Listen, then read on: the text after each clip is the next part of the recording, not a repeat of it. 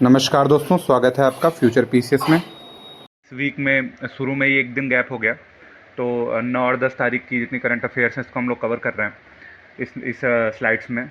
और जो अगर कुछ छूट जा रही है खबर तो उसको वीकली में हम लोग कवर कर लेंगे। तो चलते हैं पहली खबर की तरफ, जो कि सामाजिक न्याय और अधिकारिता मंत्रालय की है। ये शिविर जो है, चिंतन शिविर लगा है आगरा में। वो आगरा में लगने की वजह से और इम्पोर्टेंट हो जाता है क्योंकि यूपी में ये इवेंट हो रहा है। ठीक है, तो याद क्या रखना है इसके बारे में कि सामाजिक न्याय और अधिकारिता मंत्रालय ने एक चिंतन शिविर राष्ट्रीय समीक्षा सम्मेलन का आयोजन किया है। कहाँ किया है? तो ये आगरा में किया है। ठीक है, आगे चलते हैं। स्वच्छ वायु नील गगन दिवस, जिसे स्वच्छ वायु दिवस भी कहा जा रहा है, इसका आयोजन अभी किया गया है जयपुर में। ठीक है, जयपुर में ये मंत्री भी थे जो भूपेंद्र यादव पर्यावरण मंत्री हैं, और वहाँ के मुख्यमंत्री जो हैं भजनलाल शर्मा, इन दोनों लोग की उपस्थिति में जयपुर में स्वच्छ वायु दिवस मनाया गया। फिर स्वच्छ वायु सर्वेक्षण पुरस्कार भी दिए गए। ठीक है, तो ये 3 कैटेगरी में पुरस्कार दिए गए हैं। पहली कैटेगरी है 10 लाख से ऊपर की जनसंख्या, फिर 3 से 10 लाख वाली जनसंख्या, और इसके बाद है 3 लाख से कम की। ठीक है, तो इसमें अगर यूपी के शहर है तो वो इम्पोर्टेंट हो जाएंगे, लेकिन इस 10 लाख वाले में जो पहला शहर है वो इम्पोर्टेंट अपने आप में है। ये है, इसमें सूरत, जबलपुर और आगरा को मिला है। प्रथम 3 स्थान पे सूरत, जबलपुर, आगरा है। ठीक है, आगरा को ध्यान देना है। 3 से 10 लाख वाले में पहले ही नंबर पे फिरोजाबाद है, जो यूपी का शहर है, इसलिए इम्पोर्टेंट हो जाता है। फिरोजाबाद है, फिर अमरावती है, फिर झांसी है। अमरावती जो कि भी कैपिटल बनी है। ठीक है, अमरावती, झांसी, आंसर कैपिटल अमरावती भी बनी है। 3 लाख से कम वाले में अगर देखें तो पहले स्थान पे है रायबरेली। रायबरेली पहले स्थान पे है। फिर ध्यान नहीं देना नीचे के 2, कोई दिक्कत नहीं। याद रखना ये है कि इसमें रायबरेली पहले पे, इस पर फिरोजाबाद और इसमें सूरत। इसमें आगरा भी ध्यान देना है, तीसरे स्थान पे है। बाकी नहीं भी ध्यान रहेगा तो कोई दिक्कत नहीं है। ठीक है, तो ये स्वच्छ वायु सर्वेक्षण पुरस्कार है। ध्यान देना, इसको कंफ्यूज नहीं करना और किसी पुरस्कार से। कई सारे हैं, जैसे स्मार्ट सिटी है। ठीक है, और ये जो स्वच्छता पुरस्कार जिसमें इंदौर हर बार पहले पे रहता है वो अलग है। ठीक है, चलते हैं अगले न्यूज़ की तरफ। जो है, अंतर्राष्ट्रीय बौद्ध परिसंघ ने विवेकानंद इंटरनेशनल फाउंडेशन के साथ मिलकर सतत विकास के लिए विचारशील संचार तथा टकराव से बचाव के लिए अंतर्राष्ट्रीय बौद्ध मीडिया सम्मेलन ये आयोजित किया है। तो आयोजित कहाँ हुआ है, ये इंपॉर्टेंट हो जाता है। ये आयोजित हुआ है नई दिल्ली में। इसका आयोजन नई दिल्ली में हुआ है। ठीक है, और 2 फाउंडेशन ने मिलकर इसको आयोजन किया है। तो बस सम्मेलन और कहाँ हुआ है ये ध्यान देना है। ये नहीं पूछ सकता है कि कहाँ से, मतलब किसने किया है। ठीक है, तो इतना डीप नहीं जाना है। अगला है, रक्षा मंत्रालय ने एचएएल के साथ मिलकर 26,000 करोड़ रुपए के अनुबंध पर हस्ताक्षर किया है। ये अनुबंध 2 तरह के विमानों के लिए। ठीक है, पहला आप लोग जानते हैं फेमस विमान है, उसका नाम है सुखोई 30 MKI, और दूसरा विमान है जिसका नाम है 240 AL 31 FC। ठीक है, इनके हवाई इंजन के विकास के लिए 26,000 करोड़ रुपए के लिए एचएएल के साथ समझौता किया। एचएएल आप जान रहे हैं कि इंडियन सीपीएसई है। ठीक है, और इसको रक्षा क्षेत्र में आत्मनिर्भरता के नज़र से देखा जा रहा है कि ज़्यादातर स्वदेशी डील की जा रही हैं। ठीक है, तो बड़ा अमाउंट है। चलते हैं अगली न्यूज़ की तरफ। ये भी कुछ वैसी ही है जैसी पिछली थी। भारतीय सेना और भारतीय वायुसेना ने लॉजिस्टिक संचालन के क्षेत्र में कौशल उन्नत करने के लिए रक्षा मंत्री और रेल मंत्री की उपस्थिति में गतशक्ति विश्वविद्यालय के साथ समझौता किया है। ठीक है, तो ये गतशक्ति विश्वविद्यालय आपका है गुजरात में, इसकी स्थापना हुई थी गुजरात में है। सेना और भारतीय वायुसेना ने इसके साथ मिलकर समझौता किया है। ठीक है, किसके लिए किया है? तो ये है लॉजिस्टिक संचालन के लिए। ठीक है, भारत का लॉजिस्टिक संचालन में निष्पादन जो है बहुत अच्छा नहीं है। मतलब यहाँ पे लगभग 10 से 12% कॉस्ट जो होती है लॉजिस्टिक इधर से उधर ट्रांसफ़र करने में खर्च हो जाती है। मतलब अगर 100 रुपये की सामान है तो वो जहाँ पहुँचती है तो 112 रुपये हो जाती है। जबकि जो विकसित या विकास वैसे देश हैं, आर्थिक दृष्टि से मजबूत देश हैं, वहाँ पे इंफ्रा इतना बढ़िया है कि 5 से 6% या मैक्सिमम 8% होती है। तो कॉम्पिटेंसी जो ग्लोबल मार्केट में है उससे कम हो जाती है। ठीक है, इसके लिए वर्ल्ड बैंक एक रिपोर्ट भी जारी करता है जिसको कहते हैं लॉजिस्टिक इंडेक्स।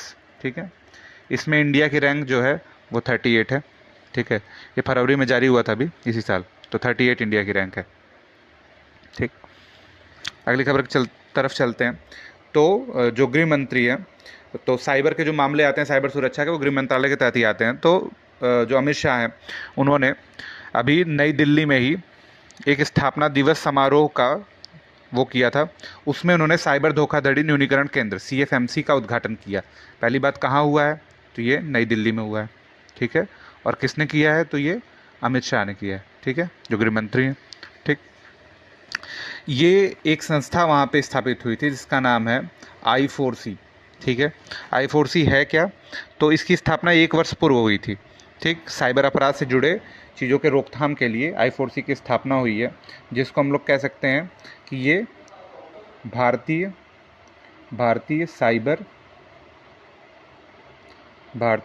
साइबर अपराध समन्वय केंद्र है, अपराध समन्वय केंद्र।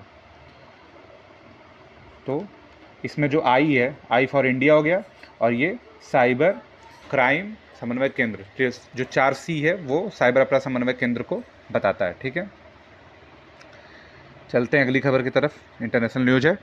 पहली अंतर्राष्ट्रीय AI संधि जो है वो 3 देशों या 2 देशों और एक संगठन के बीच में हुई है। इसमें USA, UK और EU, यूरोपीय संघ ने हस्ताक्षर किए हैं। AI संधि AI के दुरुपयोग से बचने के लिए, उससे सार्थक उपयोग के लिए तथा सुरक्षा खतरों के मद्देनज़र ये संधि हस्ताक्षरित की गई है, ठीक है। बाद में हो सकता है इसमें और लोग शामिल हो जाएं, अभी इतना ही है। अंतर्राष्ट्रीय साक्षरता दिवस मनाया गया, ये 8 सितंबर को मनाया गया, 8 सितंबर को अंतर्राष्ट्रीय साक्षरता दिवस मनाया गया, ठीक।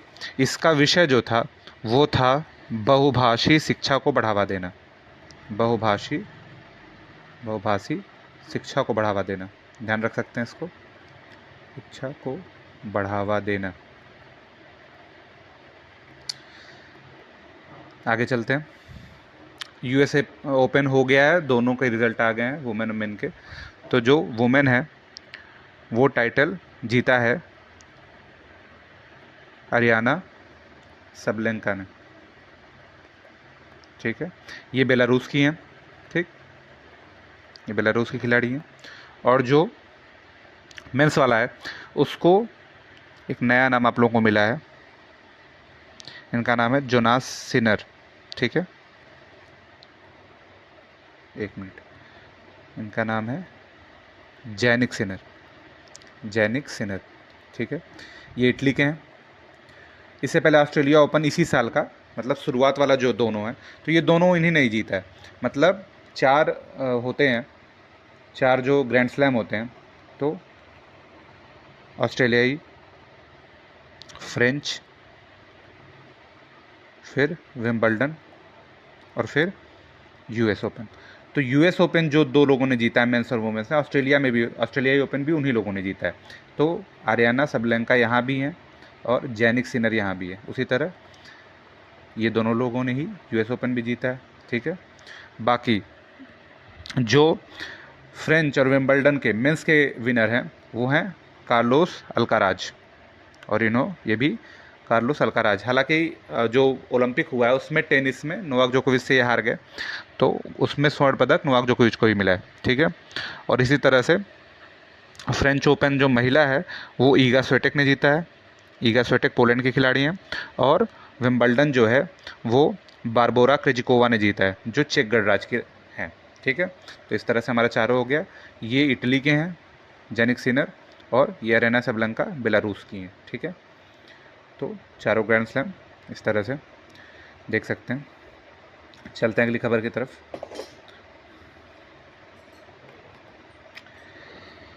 अगली खबर है सेमिकॉन इंडिया का शुभारंभ किया गया है। तो 2 लिहाज से इम्पॉर्टेंट है। पहली बात है PM ने इसका शुभारंभ किया है, और ये कहाँ से हुआ है, ये नोएडा, ग्रेटर नोएडा से इसका शुभारंभ किया गया है, ठीक। अभी हम लोग पढ़े थे इंडिया सेमीकंडक्टर मिशन 2021 वाला, जो, और फिर उससे पहले देखे थे गुजरात के सानंद में एक सेमीकंडक्टर इकाई की स्थापना हुई थी, ठीक है। अगली जो खबर है वो ड्रैगन ड्रोन। अब ये है क्या चीज़, तो ड्रैगन ड्रोन जो है ये एक तरह का रासायनिक हथियार समझ सकते हैं। ड्रोन का उपयोग करके रसायन छिड़क के पेड़ वनस्पति को पूरी तरह से हटाने के लिए या मानव को नुकसान पहुंचाने के लिए एक युद्ध अस्त्र है, ठीक है। ये ड्रोन है जो थर्माइट का छिड़काव करता है, ठीक। जहाँ पे आप दुश्मन के इलाके में थर्माइट का छिड़काव करता है। ये थर्माइट है क्या? ये एल्यूमिनियम पाउडर है और आयरन ऑक्साइड का मिश्रण है, ठीक है। और ये क्या करता है? वहाँ की वनस्पति को जला के राख कर देता है, ठीक। तो एक तरह से ये रासायनिक हथियार ही हो गया। इसका प्रयोग अभी यूक्रेन ने किया है। यूक्रेन ने इसका प्रयोग खार्किव में किया। खार्किव जो रूस का इलाका है, अभी खार्किव पे कब्जा भी उसका लगभग हो गया है। तो ड्रैगन ड्रोन का इस्तेमाल यूक्रेन ने किया है, ठीक है। आप लोग ये याद रखिएगा कि थर्माइट का इस्तेमाल करता है, ठीक। तो पहले भी रासायनिक हथियारों का प्रयोग होता रहा है। अंतर्राष्ट्रीय शिक्षा दिवस जो कि 8 सितंबर को मनाया गया, इसी दिन जो पाकिस्तान के प्रधानमंत्री हैं शहबाज शरीफ, उन्होंने देश में शैक्षिक शिक्षा आपातकाल की घोषणा की है। तो ये सीधा प्रश्न ऐसे वन लाइनर टाइप का पूछ सकता है कि शिक्षा आपातकाल किस देश में लगा है। तो ये भारत के लिहाज से इंपॉर्टेंट है क्योंकि पाकिस्तान में लगा है, ठीक है। चलते हैं अगली खबर की तरफ। तो ये बार बार पूछा है, एक बार और पिछले प्रीवियस ईयर में पूछ चुका है कि संयुक्त राष्ट्र महासभा का जो अध्यक्ष है वो किस देश से वो बिलोंग करते हैं। तो फिर संयुक्त राष्ट्र महासभा का जो 79वां सत्र हो रहा है, इसके जो अध्यक्ष हैं वो फिलेमॉन यंग है, ठीक है। पहले बात इनका नाम याद रखना है।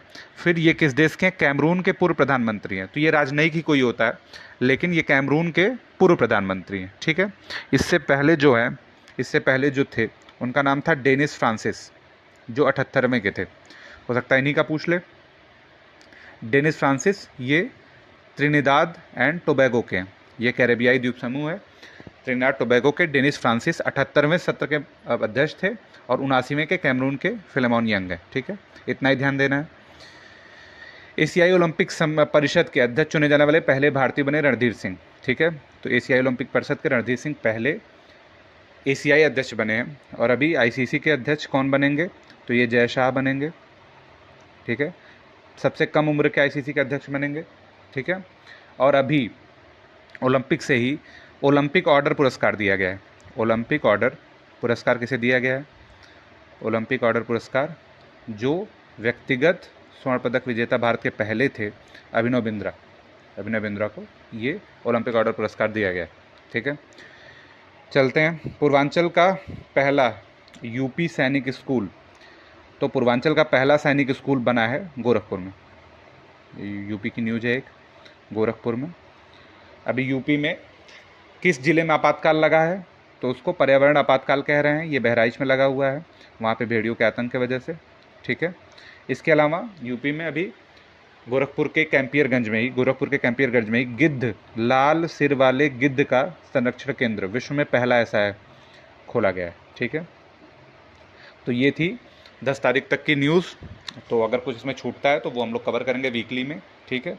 और कोशिश करेंगे कि ये लगातार अब से सैटरडे तक चले, फिर संडे को वीकली वाला बनेगा, ठीक है। और पढ़ते रहिए आप लोग पीसीएस और आरओ के लिए। और आप लोग टेलीग्राम भी ज्वाइन कर सकते हैं, जो है टेलीग्राम है फ्यूचर, चैनल के नाम से ही है फ्यूचर PCS 01, ये चैनल है हमारा, ज्वाइन कर सकते हैं आप, ठीक है। बहुत बहुत धन्यवाद।